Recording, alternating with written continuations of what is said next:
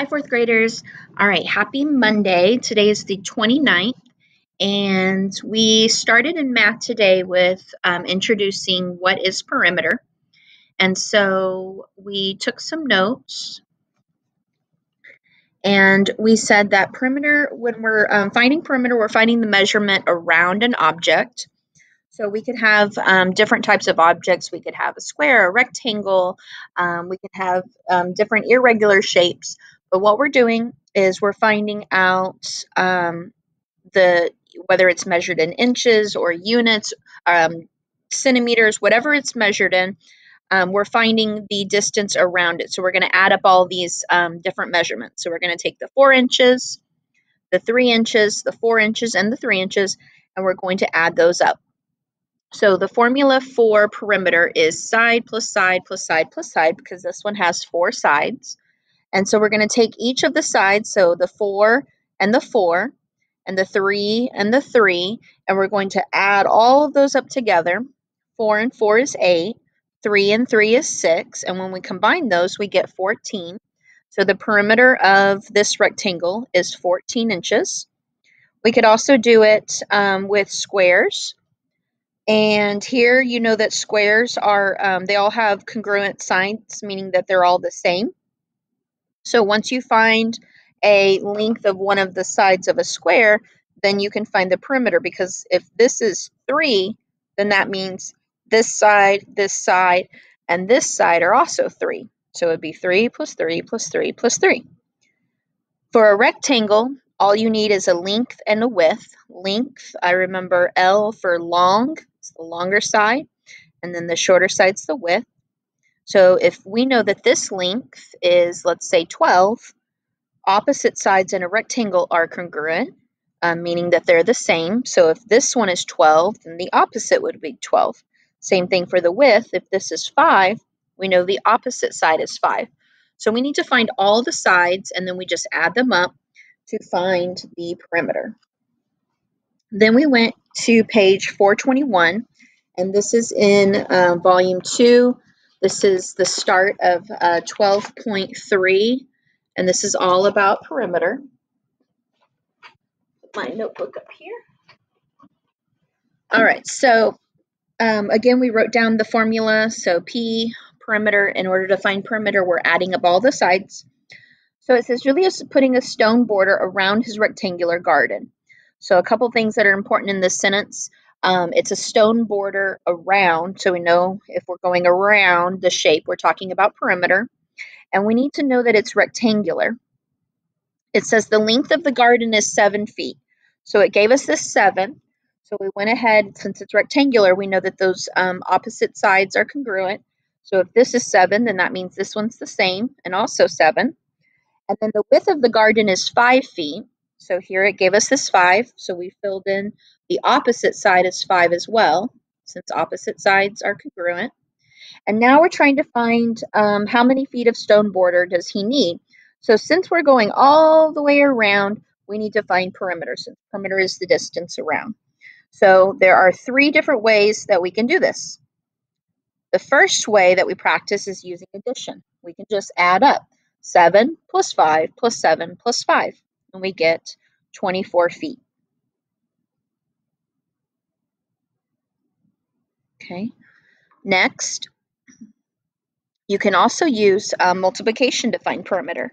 So because we've got a couple bits of repeated addition here, you can multiply 2 times the length, add that to 2 times the width, or you can just abbreviate L for length and W for width, and you can multiply those. So this would be 2 times 12, since there's 2 12s, plus 2 times 8, since there's 2 8s, 24 plus 16, and we get our perimeter. You can also do it with a square. And remember, since all the sides are the same in a square, if you know one side, then you can multiply it by 4, because that's the same as that repeated addition, 16 plus 16 plus 16 plus 16. 16 times 4 is 64. So we worked on that, that first page there, and we were using those different shapes to find the perimeter. So make sure you have all that.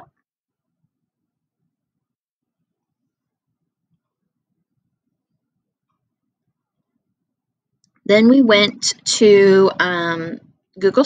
Let me move this. We didn't get to this part. We went to Seesaw. Take that off because we didn't have time for that.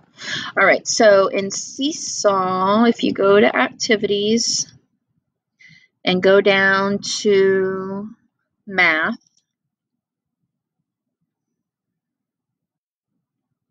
we got out our objects that we were using for our manipulatives, and we worked on the Seesaw activity. So on this first page, you have just what is perimeter, examples of how you find it with different shapes, and this is the reference materials for 4th grade. So when you have been taking your test and things like that, there's always something in Aware that says, click here for reference materials.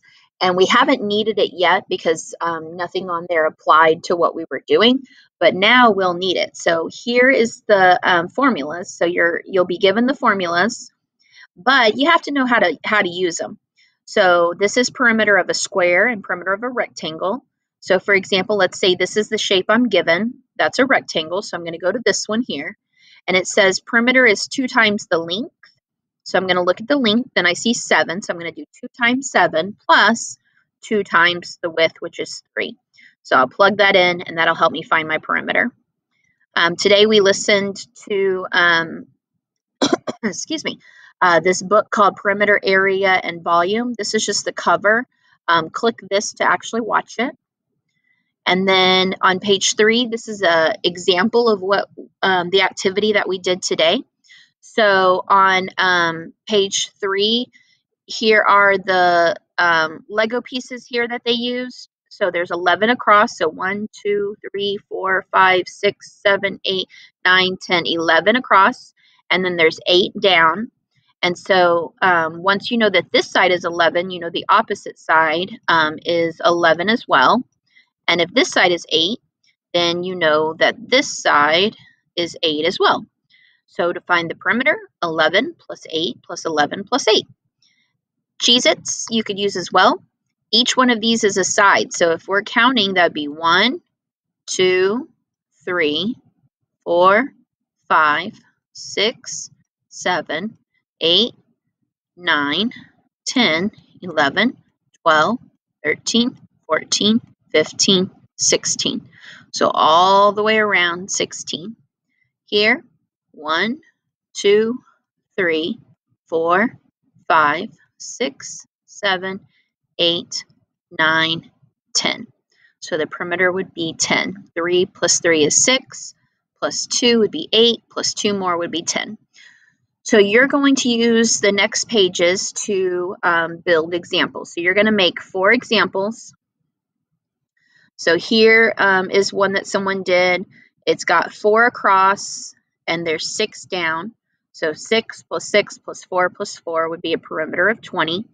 You can use objects at your house. I gave some ideas on the agenda. You can use dominoes, Legos, Cheez-Its, square or rectangle wooden blocks. If you have some of those magnetic stick, whatever you've got, or you could use the tools in Seesaw like this person did. And you need 4 examples. So you're going to use this page. If you need more pages, you can add more pages, but you're going to make 4 different examples. So don't all make them a 4x6 or a 6x4. Switch up the numbers and try different things and find different ones there. All right, I think, did I click on someone else's and not mine? Let me see. Or maybe I didn't save mine. Let me see if this one is mine. All right, here's mine. So here's an example with the Cheez-Its that I used. So I put 5 across and there's 3 down. So 5 plus 3 more, plus 5 more, plus 3 more. So 5 plus 5 plus 3 plus 3 gives me that perimeter of 16. So you want to show your picture. You want to label the sides. So if it's a 4-sided figure, you need 4 labels. And then you want to show how you plug those sides into the formula and find your perimeter there. All right, so that was math. Then in reading, we played a fiction review game. It was a Jeopardy game. And then the recording sheet that we're using is here. So make sure you try to join in with us tomorrow so that you can play. So we played this one today.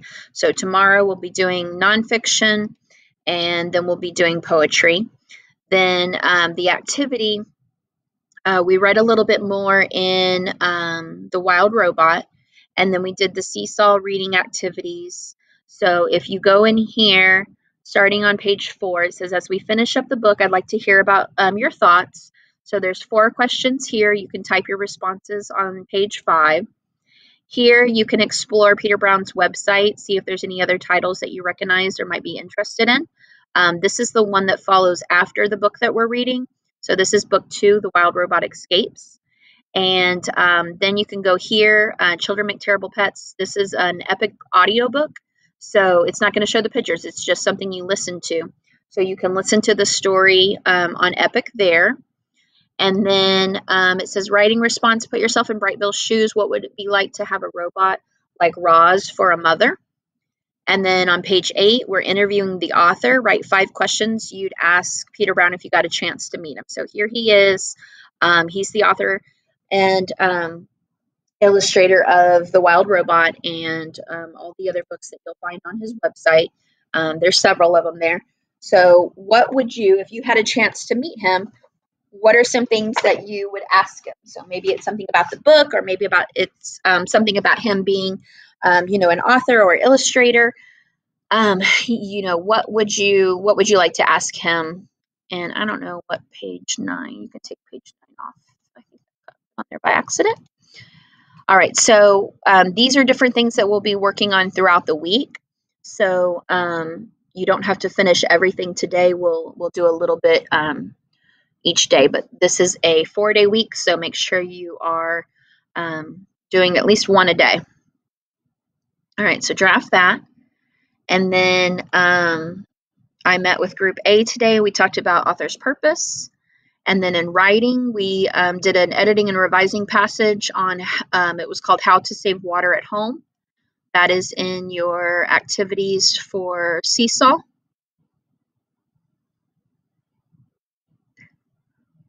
Whoop.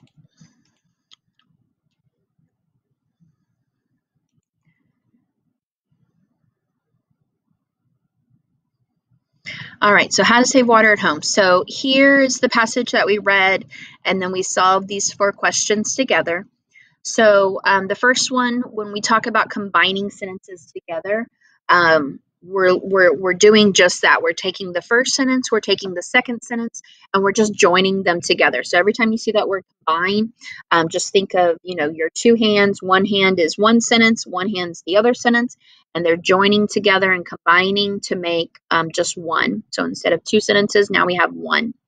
There's certain rules that we have to follow when we combine sentences. This one did not need a fanboy or a comma because it wasn't 2 separate sentences. It was just one. So with this one, we could just bring together without any kind of extra glue or anything that we needed to hold them together. This one was just that sentence 8. It just wasn't complete. Every day from a dripping faucet. That doesn't make sense. It's not a complete sentence. So when we joined it with 7, then we had almost 10 gallons of water are lost from a dripping faucet every day. Sounded better. 2, which one does not belong in a paper? We took out sentence 13. So once you read over your papers, you want to make sure that everything flows, everything is connected with the main idea. If something is not, you want to remove it from your paper. You want everything to be connected, everything to have a purpose. This one here, this whole passage is, the whole main idea of this is how you can save water at home. Well, sentence 13 says families should drink a glass of water. Yes, that's true, but it's not connected with all of the things that we're talking about how we can save water. 3 says which sentences, if any, could be added after sentence 9. So sentence 9, we're talking, we had to go back a little bit. So we're talking about, can you fix leaky faucets? Almost 10 gallons of water are lost from a dripping faucet every day. And then it says get a wrench. And then we decided that after it should be, you can use the wrench to repair the faucet. So we decided that was the one that flowed, that explained, why we're getting a wrench and, how that can help save us water at home. Then what is the best way to revise sentence 12? We decided that it was correct. And when we read it out loud, so we read sentence 12 and then we read F. And we said, yep, 12 is stronger. Then we read 12 and we compared it with G, and same thing with H. And we went back and forth. And we're listening to which one is the strongest. And we decided that no change was needed. All right, down here we added a page, so make sure you add a page to page 7. Last week, we did a Women's History Month project. So if you go to the agenda, this is that last part right here. So we did a short little research project on looking up some information about someone. Everybody that we picked was someone famous that is pretty well known, and we shared information about their life, some accomplishments that they've had, different things that they've done, and things like that. This week we're interviewing someone in our personal life, and so you could pick a mom, a grandma, an aunt, a sister, someone older than 18. So pick an adult, and someone that that's like I said, close to you. So today we came up with some different questions, and so these were the ones that people came up with, and then you don't have to use these if you want to come up with your own. That is no problem at all, but come up with about 5 questions and add them. So click down here to add page. So we added this page 7, and so these questions here, now we're not interviewing our person and asking them, oh, what's your favorite color, or what's your favorite food, or something random like that. It's specific to Women's History Month. So, do you face challenges as a woman? What keeps you moving forward? Or why do you think it's important that we celebrate Women's History Month? Or thinking about who has inspired you to, to do great things, or whatever you come up with is fine. Just make sure it's attached to what we've been talking about. So we came up with the questions for that. For science, I'm going to, the video is right here. So I'm not going to record because I already recorded. So you can click the link, and this talks about what a solution is. The rest of the time, we're going to be working on the benchmark review in Whiteboard. So we'll be going through here and talking about what happens to water on Earth's surface. There's a video here that you can watch, and we'll be going through here. So I will send the link for this along with the video. And then for social studies, we're going to do today's article and questions, and then there's 3 things, 3 links, 2 videos and a document that you can click here about the Great Depression. So I hope you had a great Monday, and looking forward, we've got math tutorials tomorrow. Wednesday's National Crown Day. Make sure you wear your favorite color shirt. Wednesday's also the science benchmark, so we'll be switching specials with 3rd grade again and going at 12:15. And then I'm going to probably record the virtual field trip since it overlaps with specials. But if you want to come back a little bit early, actually, I'm just gonna record this. I'm just gonna put on here will be recorded. All right, so I'll just try to get that recorded so I can share that way, so that you guys can not worry about that and make sure you're on time to specials. And then Friday is a staff and student holiday, so we've got a short week and a 3-day weekend coming up, so some confetti for that, yay. And let's see, I think that is it. Intervention time, we're just going to go more over that science benchmark review on the whiteboard. And that is it. So I will see you guys tomorrow. Bye.